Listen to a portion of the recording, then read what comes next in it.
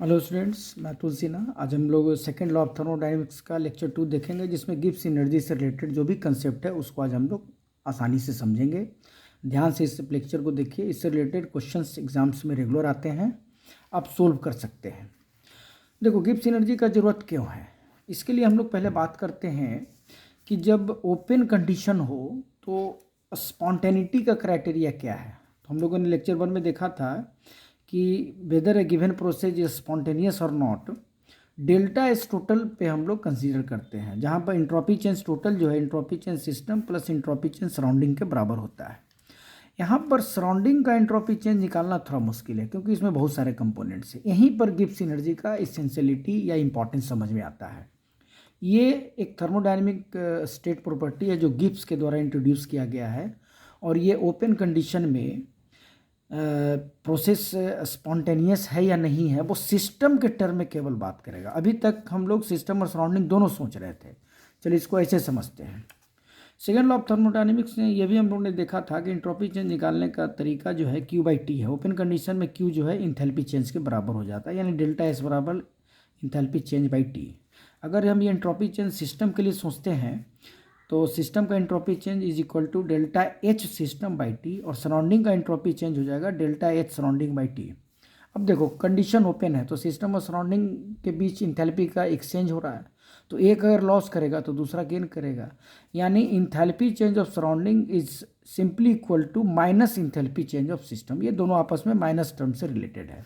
फिर से यहाँ सोचते हैं तो इंट्रोपी चेंज ऑफ सराउंडिंग जो कि delta H surrounding by T है, तो अगर हम इसको सिस्टम के टर्म में कन्वर्ट करेंगे तो minus delta H system by T हो जाता है। अब इस चीज़ को हम लोग इक्वेशन 1 में यूज करेंगे। यूजिंग इक्वेशन 1 देखो, अब डेल्टा एस टोटल क्या हो जाएगा। Delta S total delta S system plus delta S surrounding है, तो डेल्टा एस सिस्टम प्लस, अब इसको हम लोग सराउंडिंग को कर देंगे minus delta H system by T. थोड़ा सा रीअरेंज करेंगे, -1/t कॉमन ले लेंगे तो हमारे पास आ जाएगा -t delta S total is equal to delta H system minus T delta S system. अब ध्यान से देखना, यहाँ पर टोटल रिलेटेड है केवल सिस्टम के स्टेट प्रॉपर्टी से। अब इसी पूरे एक्सप्रेशन को हम लोग Gibbs energy change of the system बोलते हैं, यानी गिब्स एनर्जी चेंज जो है अब एक स्टेट प्रॉपर्टी है जो एच और एस से रिलेटेड है, और ये डायरेक्टली रिलेटेड है डेल्टा एस टोटल से। यानी अब हमारे पास एक क्राइटेरिया आ गया ओवरऑल स्पॉन्टेनिटी का, कि अगर स्पॉन्टेनियस प्रोसेस है तो हम लोग जानते हैं डेल्टा एस टोटल पॉजिटिव होना चाहिए, और यहाँ माइनस लगा हुआ है तो डेल्टा जी सिस्टम निगेटिव हो जाएगा। उसी तरह से नॉन स्पॉन्टेनियस है तो डेल्टा एस टोटल निगेटिव तो डेल्टा जी पॉजिटिव, और इक्विलिब्रियम है तो delta S total zero, in free energy change या Gibbs energy change of the system is equal to zero. ये एक इंपॉर्टेंट रिजल्ट आपका ध्यान में रखना। अब हम लोग कभी कभी क्वेश्चन देखना टेम्परेचर पूछ देता है। एक दिया गया एक प्रोसेस दिया रहेगा, उसमें डेल्टा एच और डेल्टा एस दिया रहेगा, पूछेगा ये स्पॉन्टेनियस है तो किस टेम्परेचर पे है, नहीं है तो किस टेम्परेचर पे है।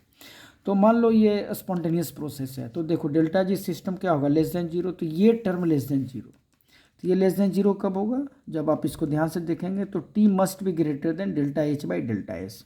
यहाँ पर मैंने मोड ले लिया है, केवल वैल्यू से मतलब है टेम्परेचर के, इसीलिए क्योंकि प्रोसेस एक्सोथर्मिक भी हो सकता है।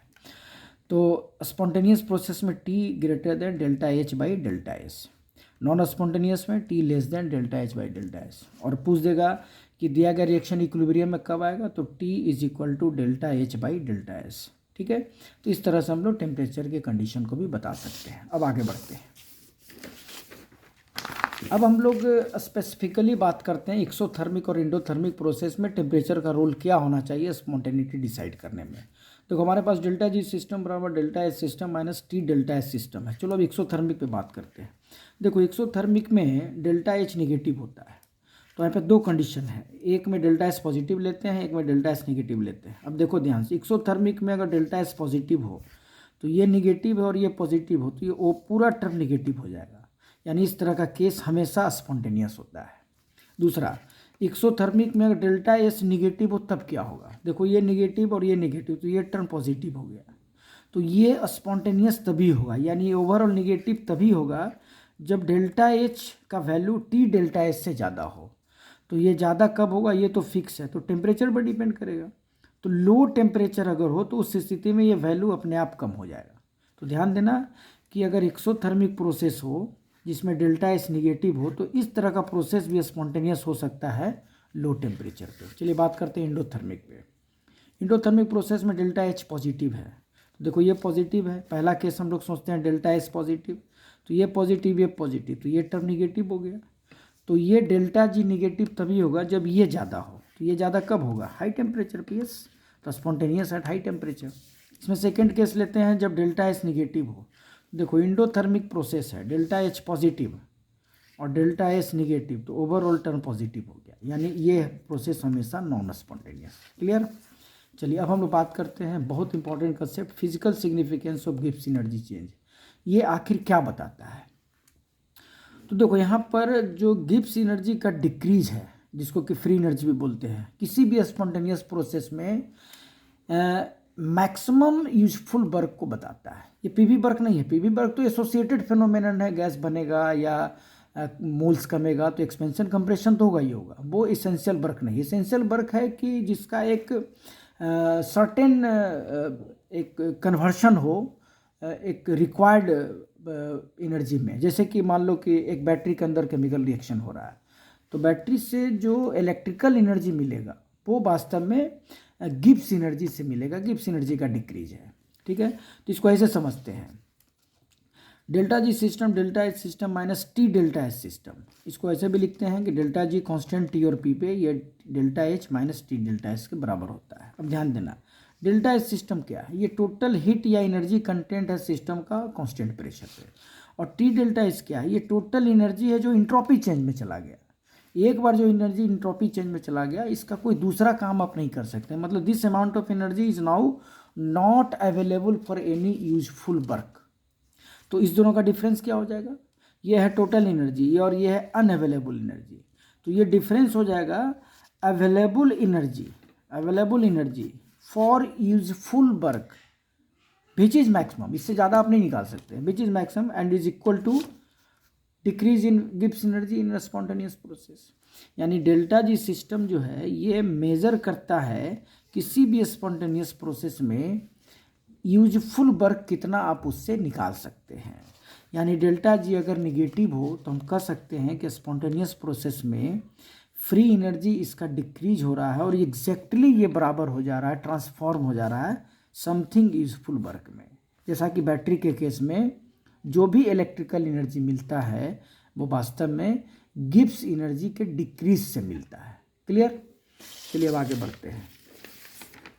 अब हम लोग देखते हैं, इसको थोड़ा सा और इलस्ट्रेट कर देते हैं। गैल्वेनिक सेल या वोल्टाइक सेल में जो भी माइनस डेल्टा जी है स्पॉन्टेनियस केमिकल रिएक्शन का, वो इलेक्ट्रिकल वर्क डन के बराबर है।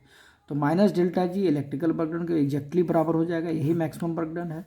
और इलेक्ट्रिकल वर्क डन या electrical energy charge into potential, और चार्ज जो है टोटल चार्ज NFE के बराबर होगा, क्योंकि चार्ज जो है वो चार्ज पर mole of electron into moles of electron जो भी लॉस और गेन हो रहा है। तो चार्ज पर मोल होता है 96,500 कूलम पर मोल, और मान लो n इलेक्ट्रॉन उस बैटरी के रिएक्शंस में इन्वॉल्व है, तो टोटल चार्ज होगा 96,500 coulomb per mole into n moles, और पोटेंशियल को V से डिनोट करेंगे। तो ये 96,500 को हम लोग फैराडे भी बोलते हैं। तो माइनस डेल्टा जी जो है ये इलेक्ट्रिकल एनर्जी के बराबर होगा, जो कि NFE सेल के बराबर होता है। E cell EMF of the cell है, this is nothing but maximum voltage that can be produced by a battery. Standard condition में भी आपको नजर आएगा बहुत सारा टर्म। स्टैंडर्ड कंडीशन में किसी भी थर्मोडायनेमिक प्रॉपर्टी के ऊपर में 0 लगा देते हैं। ये 1 ATM है, ये 1 बार 25 डिग्री C 1 मोलर कंसनट्रेशन को रिप्रेजेंट करता है। किसी भी थर्मोडायनेमिक प्रॉपर्टी में आप सुपर स्क्रिप्ट में अगर 0 है तो समझ जाना वो स्टैंडर्ड कंडीशन में है। चलिए अब हम लोग देखते हैं कि डेल्टा जी और डेल्टा जी नॉट और इक्विलिब्रियम कांस्टेंट में क्या रिलेशन है। देखो फर्स्ट लॉ ऑफ थर्मोडायनेमिक्स और सेकेंड लॉ ऑफ थर्मोडायनेमिक्स से हम लोग आसानी से डेल्टा जी और डेल्टा जी नॉट का रिलेशन डिराइव कर सकते हैं। और वो रिलेशन कुछ इस तरह का आएगा रिएक्शन के लिए कि डेल्टा जी बराबर delta G naught plus 2.303 RT log QR। यहाँ पर डेल्टा जी है Gibbs energy change, delta G naught है standard Gibbs energy change, R है गैस कांस्टेंट जो जूल या कैलोरी मिलेंगे, वो डिपेंड करता है डेल्टा जी का यूनिट क्या है, T है temperature in kelvin. Q R जो है ये तुम्हारा रिएक्शन कोसेंट है। रिएक्शन कोसेंट का मतलब active mass of product by active mass of reactant. किसी भी रिएक्शन में प्रोडक्ट का कंसंट्रेशन बाय रिएक्टेंट का कंसंट्रेशन ले लेना और पावर में स्टोइकोमेट्रिकल कोफिशिएंट डाल देना, रिएक्शन कोसेंट हो जाएगा। ध्यान देना यहाँ पर सॉलिड और लिक्विड का कंसंट्रेशन नहीं लेना, उसका कंसंट्रेशन 1 एज्यूम कर लेना। आप केवल लेंगे गैस और एक्वस का, जैसा कि यहाँ पर इस रिएक्शन में मैंने आपको बताया है। कैल्शियम कार्बोनेट CaO और CO2 में कन्वर्ट हो रहा है, तो ये गैस है, केवल इसको सोचेंगे, इस दोनों को नहीं सोचेंगे, तो QR हो जाएगा CO2। उसी तरह से यहाँ देखना जिंक और ये कॉपर 2+ का सॉल्यूशन है, तो केवल सॉल्यूशन को लेना, सॉलिड को मत लेना, सॉलिड को 1 मान लेना, तो Zn2+/CO2। अगर मान लो ये कोफिशिएंट A होता तो यहाँ पर CO2+, तो A आ जाता पावर में, जैसा कि यहाँ एक जनरल केस में आपको समझाया है। स्टोइकोमेट्रिकल कोफिशिएंट हमेशा पावर में। अगर ये रिएक्शन इक्विलिब्रियम में आ जाता है तो उस स्थिति में रिएक्शन कोसेंट को इक्विलिब्रियम कांस्टेंट बोलते हैं। क्लियर? चलिए अब हम लोग फिर से इस रिलेशन पे आते हैं। मान लो ये रिएक्शन इक्विलिब्रियम पे आ गया, तब क्या होगा? तब डेल्टा जी 0 हो जाएगा और ये हो जाएगा delta G naught plus 2.303 RT log के इक्विलिब्रियम कोसेंट। QR अब कन्वर्ट हो जाएगा के में।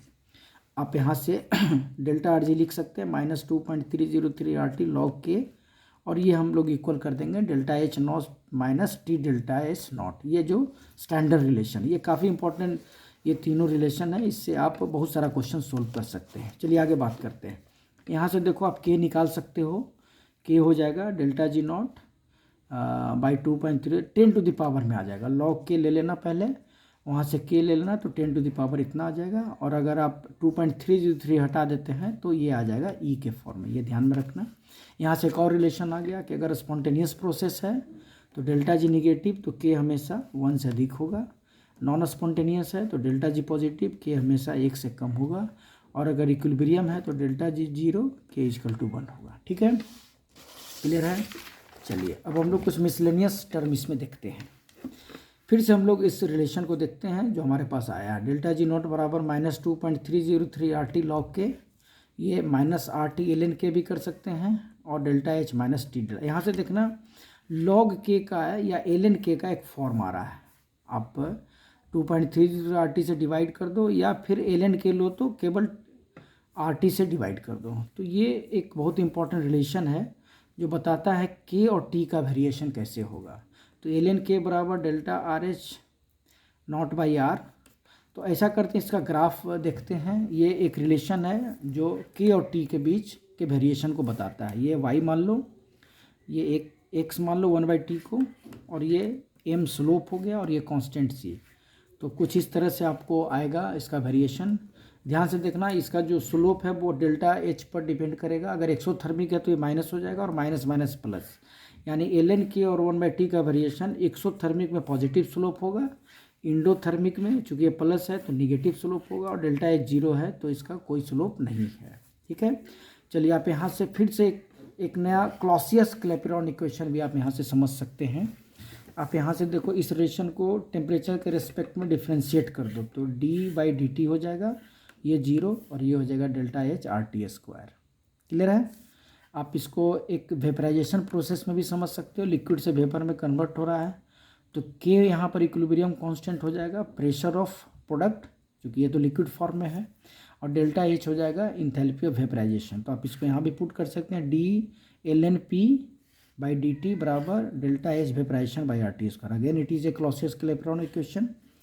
आप इसको फिर से यहाँ सोचना, यहाँ से फिर सोचो, ln/p करके आप ला सकते हो, इंटीग्रेट करके फिर यहाँ आ सकते हो। ठीक है, इसको दो कंडीशन पे T1 और T2 पे सोचिए, तो वेपर प्रेशर टेम्परेचर T2 पे और वेपर प्रेशर T1 पे आप आसानी से ये रिलेशन डिराइव कर सकते हो। एक बार T1 ले लेना तो P1 हो जाएगा, T2 ले लेना तो P2 हो जाएगा, दोनों का डिफरेंस इतना आ जाएगा। ठीक है, तो ये क्लॉसियस क्लैपेरॉन इक्वेशन है वेपराइजेशन प्रोसेस के लिए, या किसी भी प्रेशर और टेम्परेचर के रिलेशन के बीच को ये समझाता है। चलिए अब हम लोग देखते हैं गिब्स एनर्जी अगर T और P पे डिपेंड करेगा तो इसका जनरल फॉर्म क्या होगा। देखो G बराबर H minus TS general form, तो DG बराबर DH माइनस DTS, H के जगह U प्लस P भी। अब हम लोग इसको पार्शली डिफ्रेंशिएट करते हैं, तो DU PD भी एक बार P कांस्टेंट मान के, एक बार V कांस्टेंट मान के, इस तरह से हम लोग चेंज करेंगे तो देखो D U plus P D V first law के हिसाब से क्यू के बराबर है, और सेकेंड लॉ अटैच कर देंगे तो टी डी एस, तो ये टर्म और ये टर्म कैंसिल हो जाएगा, तो डी जी आ जाएगा V D P minus S D T.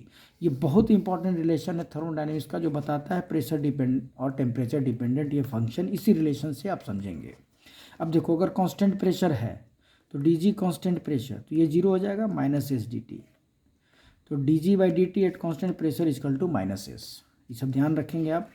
Constant temperature पे सोचिएगा तो ये जीरो हो जाएगा, तो डी जी कॉन्स्टेंट टेम्परेचर पे वी डी पी, तो D G by D P constant T पे भी हो जाएगा। ठीक है, आप किसी भी रिएक्शन के लिए आप इस पूरे रिलेशन को कंसीडर कर सकते हैं, डेल्टा जी बराबर delta H minus T delta H, standard condition में ये हो जाएगा।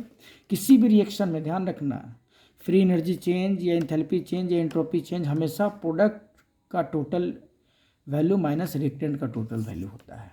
ये आप कभी कभी किसी क्वेश्चंस में ज़रूरत पड़ेगा। और एलिमेंट अगर अपने स्टेबल स्टेट में है तो फ्री एनर्जी ऑफ फॉर्मेशन या गिब्स एनर्जी ऑफ फॉर्मेशन और एंथैल्पी ऑफ फॉर्मेशन हम लोग जीरो लेते हैं।